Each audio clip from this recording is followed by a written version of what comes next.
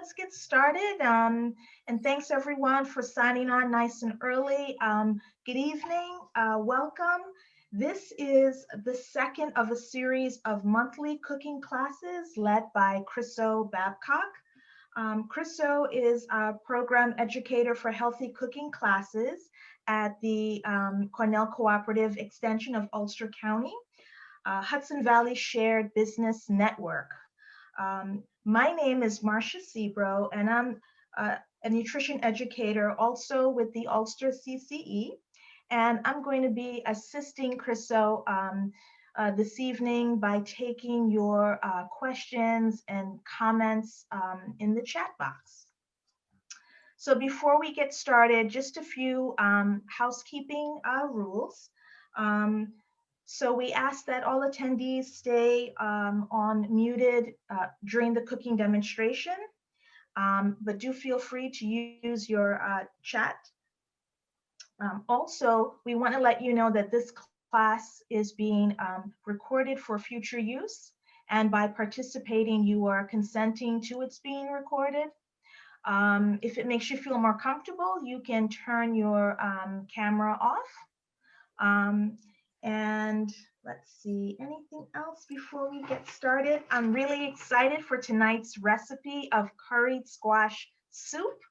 I'm going to turn it over to you, Chrisso. Okay, great. Thank you so much, Marcia. So before we dive into the recipe, I just wanted to give a little promo to our next class, which is going to be January 21st. And we're going to do oven roasted chicken and vegetables. So as most of the classes in this series are going to be, this is also a one pan meal.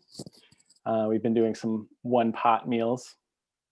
We're going to try moving into the oven for this next one in January. So there'll be some information at the end about how you can register. And just a quick kind of Zoom intro here. If you, this is kind of what you should be seeing. You should be seeing me or whoever the active person speaking is up in the corner. You may also be seeing a bunch of other boxes. If you do want to limit it down to just me, you can do that at the top of that box display. You can choose to see nobody, just the active speaker, or kind of everyone. And you can also move that around if it's in your way at any point. And then down at the bottom, if you kind of hover down towards the bottom, you'll see the chat box and stuff like that will pop up for you, and you'll be able to communicate through the chat box. So great. Okay, so for tonight's meal, we are making a curried squash soup. I know some participants will probably be cooking along. We were able to do a ingredient pickup to some of the families in Ellenville this week. I think four different families were able to pick up the full bag of ingredients for this class. And I'm sure that some of the other people are probably also cooking along as well. And if you're not cooking along at home, that's fine too. I hope it's still educational, and that'll give you more time to ask questions or have comments.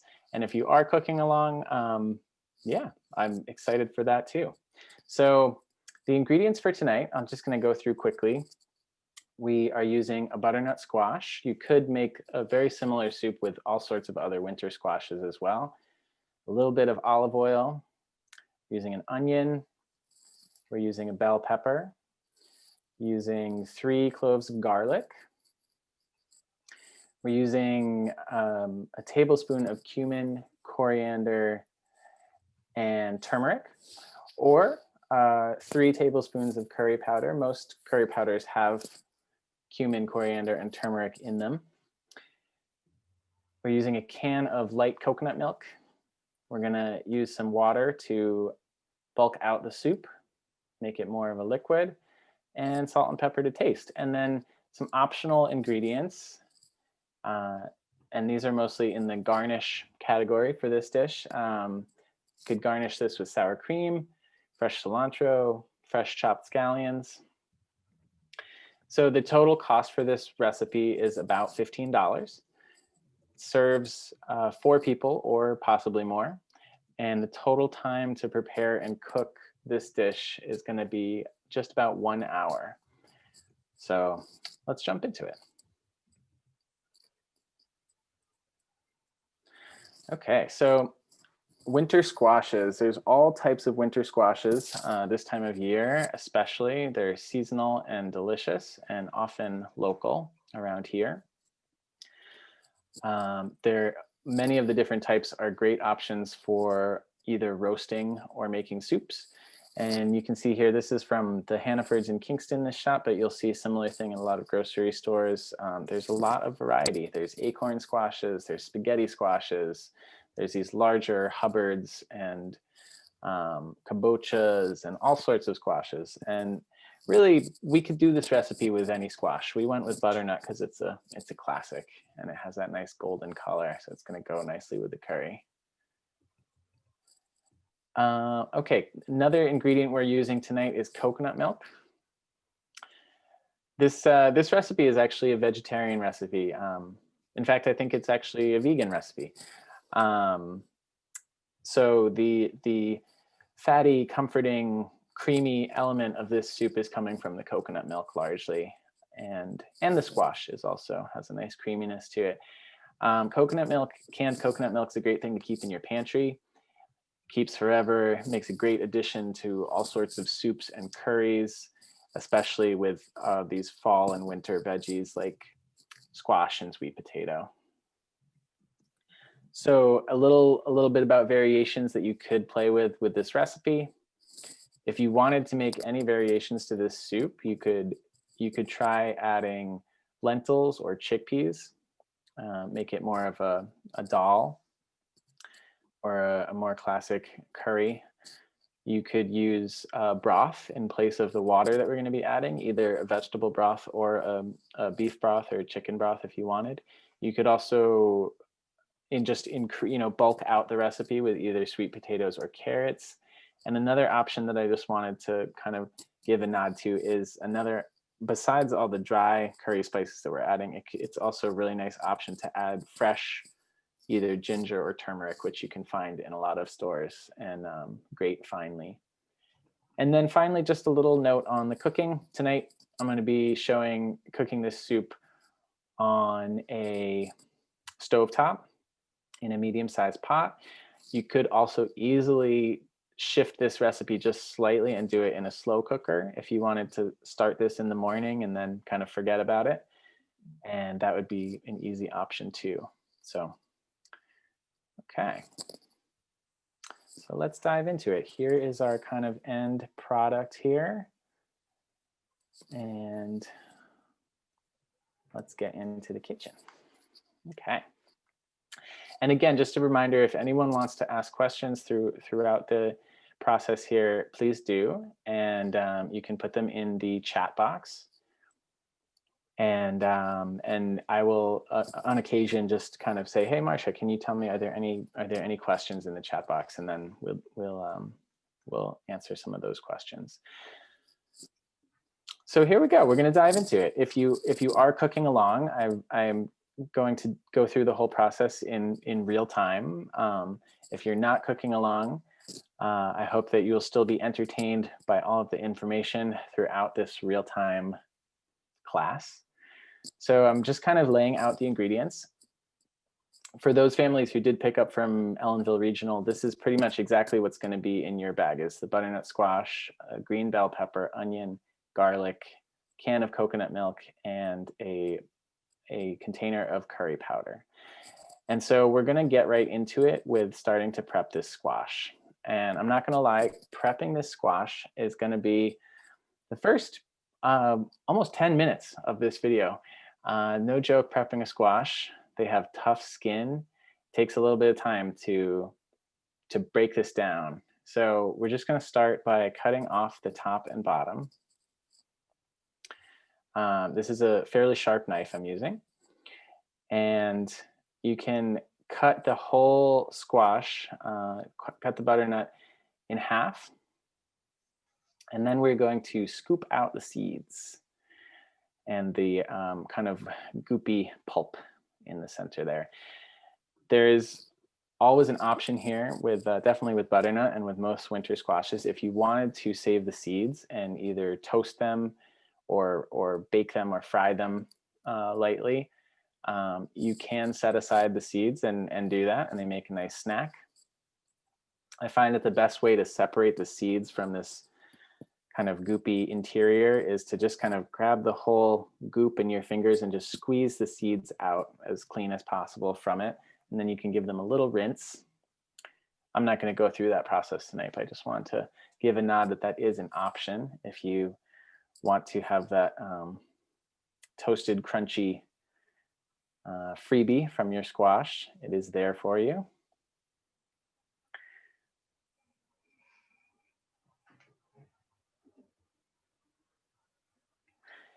And I'm going to show you guys tonight 2 different ways to get the skin off of this squash, because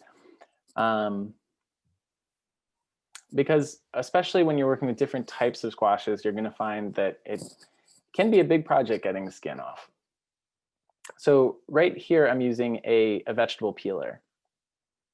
And this works pretty well for butternut because there aren't a lot of ridges and folds and shape to the skin of a butternut squash. And it is also fairly tender compared to some squashes. So it comes off fairly well with a vegetable peeler. And that is one option. So that's what I'm showing you right now.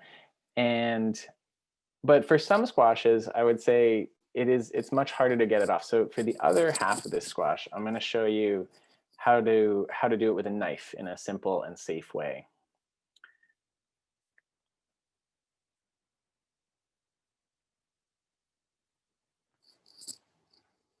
I'm just curious too, how many folks are cooking along tonight? If you want to put in the chat box if you're cooking along, I would be really curious to know who's jumping in.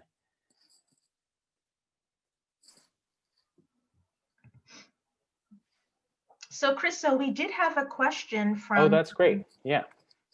So someone wanted to know, can they substitute the coconut milk with evaporated milk?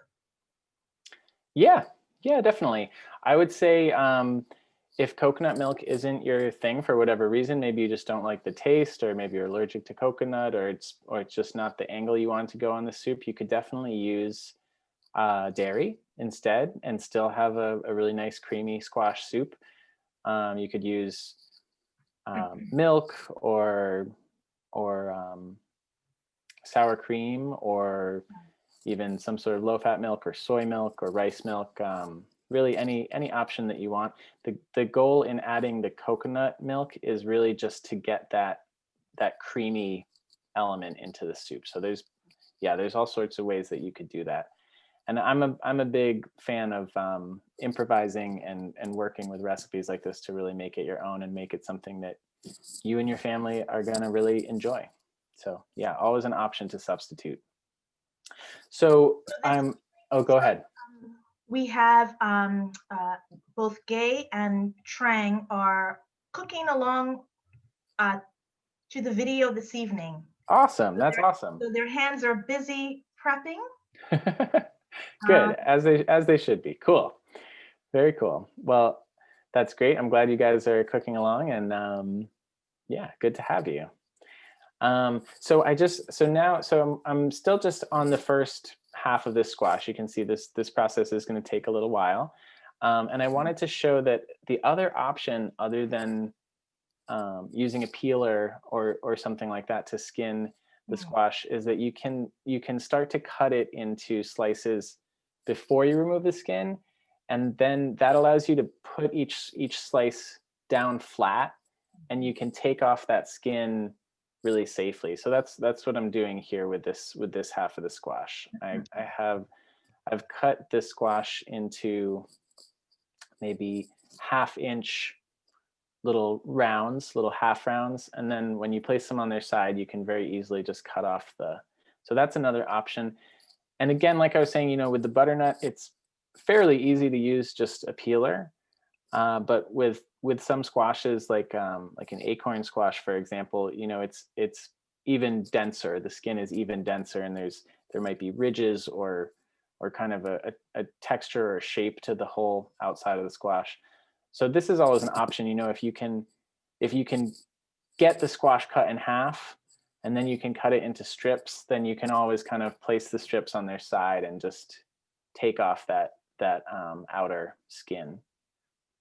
And then, the other thing I wanted to mention too is that one of the easiest, really, I think the easiest way to cook a squash is to oven roast it. And usually when I'm oven roasting a squash, I don't even bother taking the skin off. I basically cut it in half, scoop out the seeds, and put it right on a baking tray, either with with this cut side up or with the cut side down. Both seems to work pretty nicely, and give it a nice long bake in the oven. And then when it's on your plate, you just scoop the meat right out, and the shell is kind of left over at the end, and there you go. So that's an option too, if all of this prepping of squash is too much for you, but you still want to get squash into your meal. You can always just slice a butternut down the middle and bake it in the oven. It's great, just like that. A little bit of oil or salt or pepper on top. Another way that you can do it, actually, so right now we're kind of cubing this up, and we're gonna go ahead with a kind of a soup style preparation of the squash. But another thing that you could do, if you did wanted to still roast the squash in the oven, you could still cube it up and toss it with some oil and spices, and then you could bake the cubed squash as well. So that's an option too. And then the final way to cook a squash, which is kind of the direction we're going tonight, is to cube it up and kind of get it on the stovetop and add some water and boil it for a while until it gets really tender. So that's kind of the direction we're going with it, is we're gonna turn this squash into a soup. But just to say that there's lots of different things you can do with these winter squashes, and the easiest really is just cut in half, scoop out the seeds, and bake it. So that's always an option. Marcia, any other questions so far? Yes, Chrisso. So Cindy says, thanks for the second method on removing the skin of the squash. That's a new trick. Oh, that's great. Cool. Good to hear. And Rosalind also shared that she's cooking the squash soup, but she's using milk for her dairy and a little bit of butter. Cool. That's a great option too. Yeah. There's no reason why this recipe has to be coconut based. No reason why it has to be vegetarian. As I was saying earlier too, we're gonna water this soup down with water, but you could also use a vegetable broth or a chicken broth or a beef broth if you so chose. Okay, we're getting in on this second half of the squash. So this one has already been peeled. This is the one that we did with the vegetable peeler, potato peeler, whatever. And so this one's going to be a little faster at this step. We won't have to take all those skins off. But really, same thing. Just breaking this squash down into easy, manageable chunks, and then those chunks are getting cubed up. And you can see this one butternut squash is really quite a lot of food. It's gonna fill up this glass bowl. Yeah.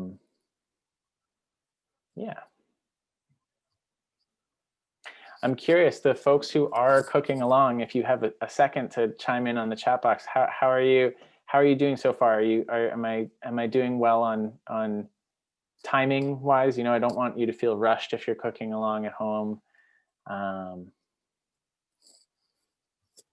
But I know that this process of prepping the squash especially takes a second. I really enjoy working with full ingredients though. Like I did have a photo earlier in the slideshow of like a pre-cubed up squash. Then you can often buy pre-cubed up vegetables and at the store. But I really prefer to work with the full ingredient whenever possible.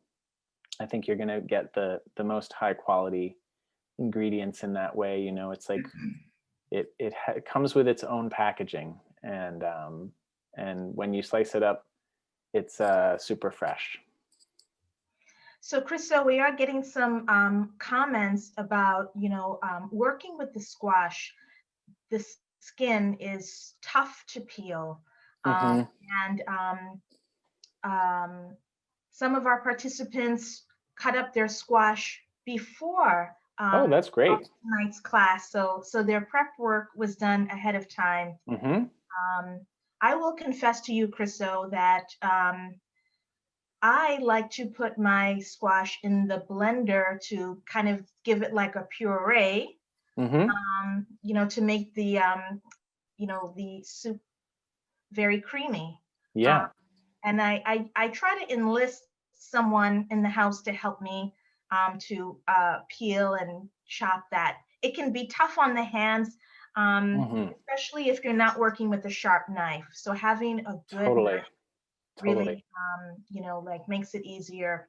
Mm-hmm. Yeah, I would totally agree. And one of the tougher vegetables really that I work with in my kitchen, I would say, is these winter squash. You know, it's like this, and the butternut even doesn't have the toughest skin, but some of the winter squashes have an even tougher, thicker skin, and they can be really kind of scary to open up, you know, when you're trying to get a knife in there and break it. Marcia, and I'm just curious, when you're blending a squash, do you do that after you cook it or before you cook it? Probably after.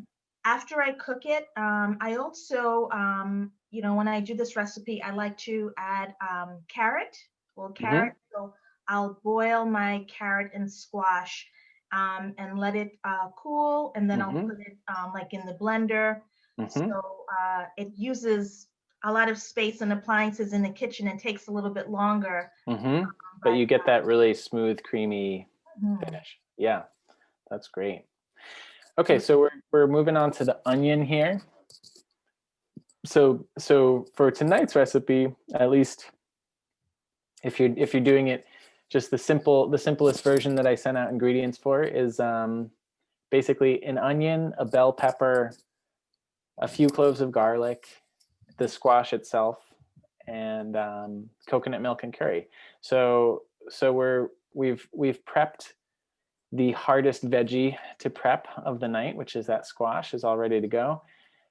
And just gonna prep this onion. A thought too here, because we're talking about blending here, and thanks for bringing that up, Marcia. If you this soup does not have to be blended, obviously. It does make it really extra creamy and smooth to blend it, and so it is a nice option. But just a thought is that if you know that you're not planning to blend it, you might want to cut up your veggies a little smaller or a little finer. Or maybe you like some texture and you want some larger chunks in there. So I do always think too, it is a matter of taste and preference. So I'm just prepping the bell pepper now. Basically, I'm gonna cut it in half, cut out the pithy seed center there. And then I'm just gonna give it a little rinse to get all the rest of the seeds out of there. The seeds of bell peppers aren't spicy, but they are just texture and chaff that you don't really want getting into that soup. So doing a quick little rinse there. You could use any color of bell pepper with this recipe. I actually think, in retrospect now, after having made the dish, I think that a yellow bell pepper or a red bell pepper would have gone with the color scheme better, but it's kind of nice that we got a little bit of green in there. So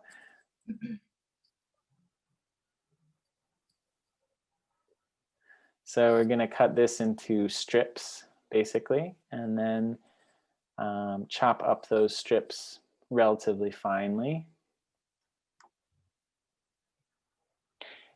Marcia, any other questions so far?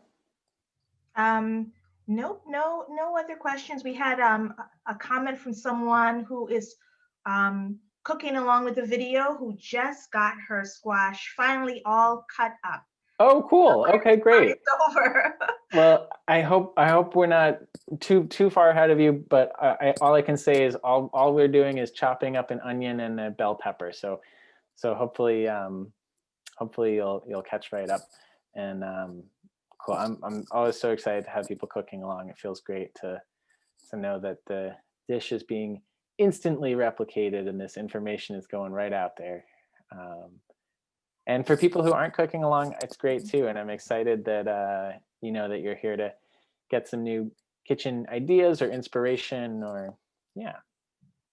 So, Chrisso, when I, first began cooking squash, and I had never tried it before, um, I could not believe how tough it was with a name like squash. I said to myself, where's the squash happening? Uh-huh. You're I'm like, not this sure isn't very how it be, squashy. but it is formidable to a coconut to get into. Yeah, yeah, it is. Totally. Well, you know, one of the nice thing about squash is they keep really excellently. I mean, with these a lot of these winter squash, you can keep them in your pantry at just under room temperature or even at room temperature. They'll keep not in the fridge for often a month or two. And you know, back in the day, people used to store their winter squashes all through the winter in a cool space like you know, like some sort of closet or basement or root cellar. And you know, so it's one of those vegetables where you can keep for a very long time without being in the fridge Yeah. because of that really tough skin. So a little trick for prepping garlic here is I'm just cutting the top and bottom off, and then I kind of give it a little smush with the flat of the knife, and that kind of crushes the clove slightly, and it really lets you get the rest of the skin off very easily. And then to get the last little bits of the skin off of the garlic, I'm just going to give it a quick little rinse, because sometimes there's still some little shreds of the skin on there, and I want to get those out of there. And then yeah, just chopping this up pretty fine. And we're almost through the veggies for this dish. You can see of the whole cooking time of this recipe, it's really a lot of prep time. You know, we're at almost the 20-minute mark here of this cooking, and the first 10 or 12, even almost 15 minutes was pretty much just getting that squash ready. So it is definitely a formidable vegetable. It's a worthy opponent on the chopping block. So I'm just going to open the coconut milk just to get that ready. We're going to not put that in right away, but that one's ready. I believe that for the people who picked up recipe ingredient bags, it was a light coconut milk. I believe this one is just a straight up coconut milk. And I just wanted to show, I'm not actually going to use it in tonight's recipe, but I wanted to just show, this is a fresh turmeric root. I'll go back for 1 second. So fresh ginger and fresh turmeric. Fresh ginger you can find at most stores. The turmeric is, you can find at some grocery stores, I would say, but this is another option if you want to, you know, it's perfectly fine working with powdered spices, whether you're using kind of your own curry mix of coriander, cumin, turmeric, any other spices that you might want to add. But another option is if you want to add some fresh ginger or fresh turmeric in there, that can be an option too. And I'm just showing there, that is like a very fine grater, which I love to use for mostly ginger and turmeric and stuff like that. You can use it for cheese as well. But okay, so all the ingredients are prepped, and let's get into the soup. Let's get into actually cooking. So this recipe, I think it called for a teaspoon of olive oil. You could use any cooking oil, really. This is not a major part of the recipe. This is really just to make sure that we don't have things sticking to the bottom of the pot when we first get things in there. It will, of course, add a little bit of that creaminess and fattiness to the soup as well, which makes soup taste a lot more, full-bodied or full-flavored. But the main reason for the olive oil is just so that our ingredients don't burn when we start to get those onions in there. The onions will be the first thing in. So this soup, really we're through the hardest part. At this point, we're basically just one by one adding the ingredients in. We're gonna start by adding the onion, garlic, and bell pepper. And we'll give those a few minutes before we add everything else. And that's just kind of to start the onions cooking and release some of the flavor from that garlic. I find that both onion and garlic, quite often onion will be the first thing that goes into a dish that I'm making, and I'll give that onion some time to caramelize.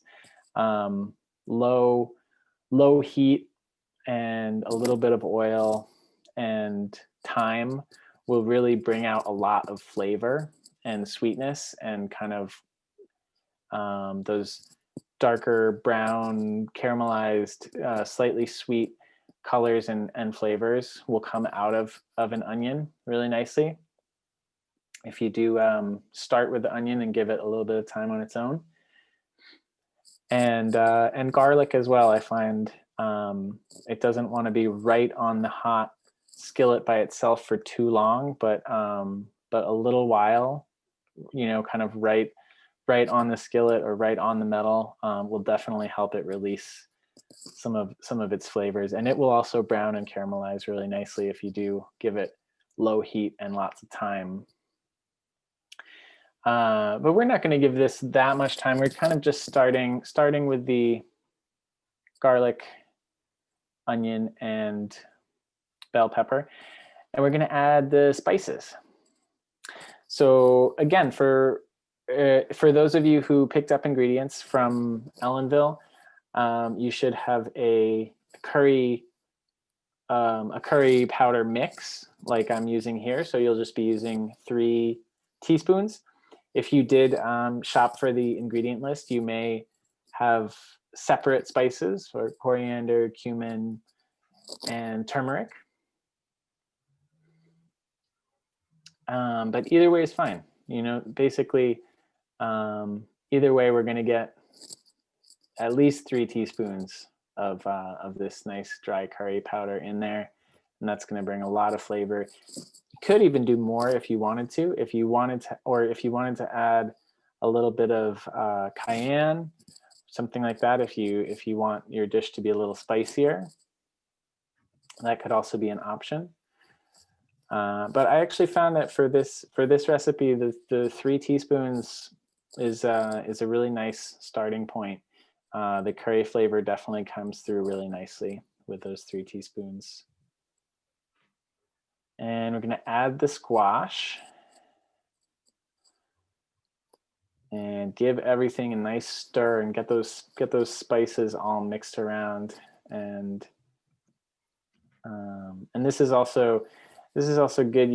It's when we add the spices like this in advance and stir them up, it really ensures that they're really spread nicely and evenly, and also they have a little time to cook before they're actually just submerged in a liquid that's cooking. And I think that also helps them release a little bit more of their flavor if they started like this. So before we add the water and the coconut milk, which is really our last step other than just cook, we're just going to let this cook a little bit by itself before we add all the liquids.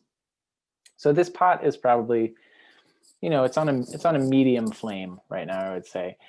And you might want to just keep an eye too. You don't want the bottom scorching at any point during the cooking. It's always a no-no. And but I would bet that if you just keep an eye and give a stir every once in a while, you'll be fine. Yeah, so I've put the lid on and just giving things a moment to start cooking before we add all the liquid. And let's see, maybe now's a good moment. Marcia, are there any other questions or comments that came in? Sure, we had someone inquire about the turmeric, where it's found, like in the market, and is it okay to use powdered turmeric? Yeah, great questions. So yeah, powdered turmeric is great. Definitely much easier to find powdered turmeric in most spice sections. At most grocery stores would have powdered turmeric. It's a little tougher to find fresh turmeric, but I would say that if there's a grocery store that has some sort of exotic or spice or not spice, exotic or kind of ethnic section, that might be your best bet. It might be near the ginger because it's a very similar root as ginger.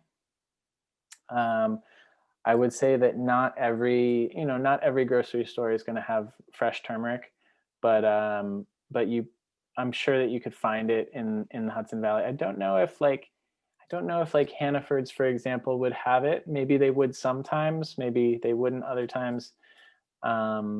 This turmeric root that I got, I think, was from a local health food store that has a fresh ginger, fresh turmeric, some stuff like that in their vegetable section. Okay. So it's not everywhere, but it is findable. And dry turmeric powder is also a great option.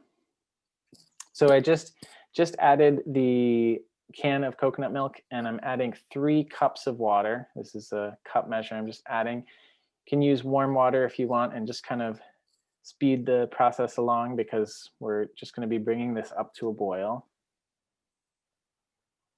And this is too where I was mentioning that if you wanted to, you could totally use a vegetable broth or a chicken broth or a beef broth here in place of the water, and you would have a slightly heavier soup or a slightly kind of thicker soup, but that is an option too. Or if you didn't want to use coconut and you did want to use dairy, maybe instead of adding the milk, instead of adding water, maybe you're adding a few cups of milk or a few cups of low-fat milk, or soy milk, or whatever your taste is, but something that's going to get it a little creamier, Okay, so basically we're through the recipe at this point. And for those of you who are cooking along, I'm sorry, but you're gonna have to wait about 20 or 30 minutes, so you won't actually be able to eat this while you're on this call. We will have probably just ended the call, but I'll kind of fast forward and show you the final steps here. So this has been cooking now for about 20-30 minutes. I think maybe 20-25 minutes actually. And I just wanted to kind of test the squash and make sure that it is tender. And so I'm just going to kind of scoop up some of the squash and test it with a fork.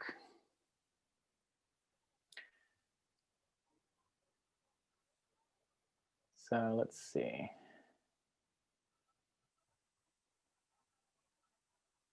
Yeah, so you can see that is, just soft to the fork, and that is all nicely cooked.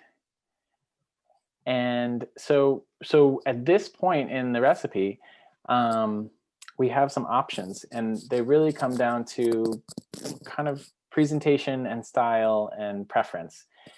And basically, if I had a immersion blender, I might use this moment to hit the soup with an immersion blender. I don't currently have an immersion blender. I'm using a potato masher. So this is another option. And I know probably a lot of folks are without an immersion blender, but this is a great option. It's not going to be a perfectly smooth soup, but you can get rid of all of the large chunks and you'll still have a little bit of texture in there. The other option, if you wanted to, would be to let the soup cool and then use a food processor or a blender. So as Marcia was saying earlier, you know, it does mean using more kitchen tools. It means a little more cleanup. It means a little more time, but it is a very nice option if you do want that really smooth, smooth soup, you know, a smooth, creamy soup. If smooth, creamy soups are something that you do a lot, then I do recommend getting something like an immersion blender, because it makes the process so easy. You don't have to let the soup cool. I mean, very much, you know, and you can just put that nice tool in and just kind of blend everything right in place. The immersion blender is great for baking too, and mashed potatoes, mashed vegetables, stuff like that. So, Chrisso, we do have a follow-up question about the spices that you use. You know, we talked Yeah, about turmeric, but with regards to ginger, is that something that you have to peel? I would say yes. Most people would probably peel a fresh ginger before grating it. It's not strictly necessary. I mean, it's just going to be a little bit of, you know, you could also just grate it without peeling it, and you know, any little chunks of skin that go in there are going to be very small through the grater, and they are going to cook for 20 minutes. So it shouldn't be a texture that's, you know, in anyone's way. But that being said, I would say most people would probably peel the ginger. And actually, a really nice trick is to use a spoon to peel ginger. You can kind of just use the curve of the spoon and peel along in it, and it's rough enough that it peels that layer right off, but it really doesn't take anything with it. You might still need a knife to get, like, you know, the bottom or any chunks that have been broken and scarred over, but that tender skin on the ginger comes off really nicely actually with a spoon. Okay, wonderful. Someone also asked the question about adding a bit of salt. Yeah, that's a great point. So definitely salt and pepper to taste. You can do that either when, you know, when you're serving, or even at the table. If you did want to add to the dish itself, I would say just you know, start small. You know, maybe it's a teaspoon or 2 teaspoons. I generally prefer to leave, like, if I'm making a large dish, especially that's, you know, that's going to be dinner for a bunch of people, or that's going to be dinner for the week coming up, I generally tend to leave the salt either very low or even unsalted, and just add salt myself at the table, because I find that people do have, you know, different preferences as to how much salt to add, and it kind of lets you keep track of it. Okay. Chriso, we also have a question. Are there any like nutritional, is there any nutritional information on this dish? Yeah, yes, totally. So in the reminder email that folks got today, there is a link to the original recipe which we're using from tonight, and this is from another basically SNAP/FNEP accepted recipe list. And so if you go to that email, you can see a link to where we got this recipe, and I believe that there is a nutritional panel. I could be wrong, but I believe that there is a nutritional panel on their website for this dish. That's a great question. Yeah. So, Chriso, I know that you'll be, you know, talking about what could complement a soup such as this. And there was a question: would you serve this soup with bread? Yeah, great question. Yeah, I don't see why not. I think, you know, piece of bread, piece of toast, a roll, something like that could be nice. I also think, you know, this is definitely has between the curry and you know, the general, the coconut milk as well, you know, this definitely has kind of a Indian, Asian flavor profile to it. So it could also be served maybe with a side of rice, brown rice or white rice, or even as a if it was a slightly thicker soup, you know, if you were to thicken it, you could even serve it on top of rice, almost as like a curry more so. But yeah, I think a little bit of bread, or you could do a side salad. You could do, you know, a bowl of brown rice or quinoa or something as a grain on the side. And I was mentioning this in the ingredients earlier, the optional ingredients, but another, you know, some garnishes that would be great with this would be sour cream, fresh cilantro, or diced up scallions. And actually, that's a nice point too, is like from an enzyme perspective and digestive perspective, when you are having a heavily cooked meal, it's great to scatter some fresh garnish on the top, because then there's something going into your system as well that hasn't been cooked for 20 or 30 minutes. So it gives that little pop of freshness to the meal, and of course looks beautiful as well. Okay, cool. So let's see. So we're pretty much at the end here. And before we really wind down, I just want to ask if people have a moment and they're willing to put in the chat box a quick evaluation of the class. We would love to know what you enjoyed about the class. Would you recommend this, you know, a class in this series to a friend? And is there anything that you would change about the class? And actually, I'm curious too, because we were talking about this earlier. I'm curious, you know, another question is squash or butternut squash or winter squash something that you frequently use or that you've used before in the kitchen? So if that's something you want to chime in on too, that would be curious to know. And yeah, thank you all so much for attending. For those of you who cooked along, I hope you enjoy your food. Probably have another maybe 10 or 15 minutes, and then that should be pretty much ready.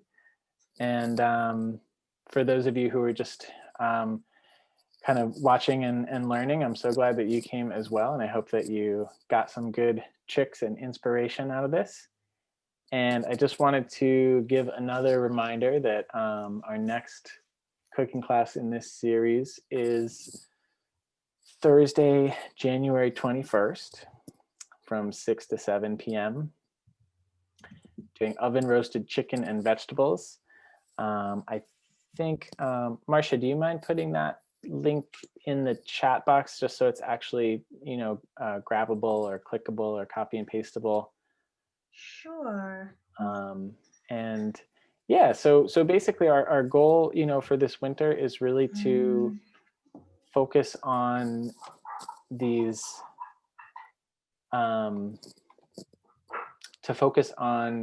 dishes that are easy to prepare, easy to clean up. So we're doing a lot of one pot things. The first one we did was a chili, and now we're moving on to this curried squash soup. And the next one we're going to do a one pan rather than a one pot recipe, and we're going to do this oven roasted chicken and vegetables. So yeah, so if you want to show up in January and get some inspiration for how you might make a really simple baked dinner for this winter, please do. I'd love to see you again. And I guess, you know, we're almost at the end here, but we do have a few minutes. If anybody has any more questions, I would love to answer them. And if not, and people feel like they got their fill here tonight, then thank you so much for coming.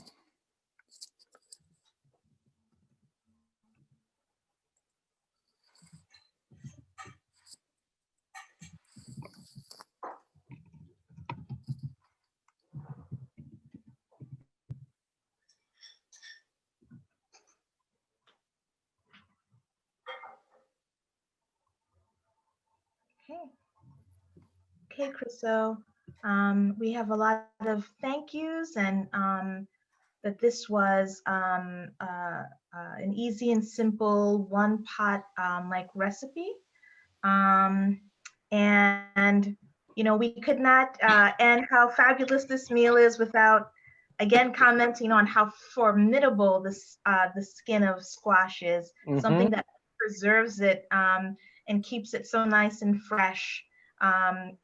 Puts up a little bit of a battle to get to, but it is a recipe that people would recommend to their friend. And this is a really nice dish to cook, you know, like over the holidays. It's so lovely to have a soup bubbling in the kitchen on a cold day. So great job to everyone who cooked like this evening.